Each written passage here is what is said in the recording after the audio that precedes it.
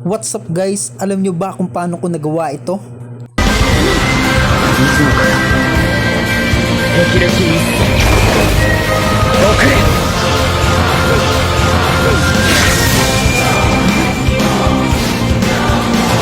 What's up guys?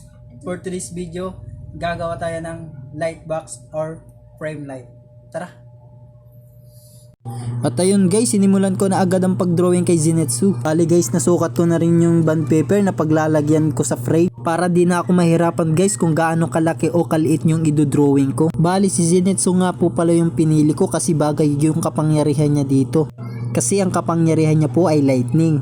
Bagay po siya sa gagawin kong light box. Bali guys, yung frame po ay ako po yung gumawa. Baka sa susunod na mga video, ipapakita ko sa inyo kung paano ko ginawa yung frame. Bali guys, nakagawa na po ako ng 3 layer. Yung isang layer ay normal lang at yung pangalawang layer ay shadow. At yung ikatlong layer ay yung lightning.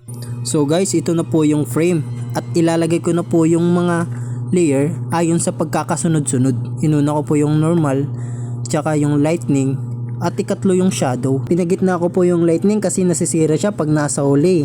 So guys, kung may gusto kayong isuggest or ipagawa, comment lang kayo sa comment section. Baka magawaan ko yan ng content dito sa video natin. Basta wag nyo lang kalimutan mag-subscribe dito sa channel ko para tuloy-tuloy lang ang paggawa ko ng video. So ito na yung LED na gagamitin ko para sa light box ko. So ayun na nga guys, inassemble ko na. Medyo nahihirapan ako dito pero konting tiis lang. Inaayos ko ito ng mabuti upang hindi malaglag or hindi masira para matibay yung pagkakagawa. O ito na, tapos na. Ganito palang itsura ng light box ko. Bali ang mga materialis nito guys ay binili ko rin nga lang sa Shopee.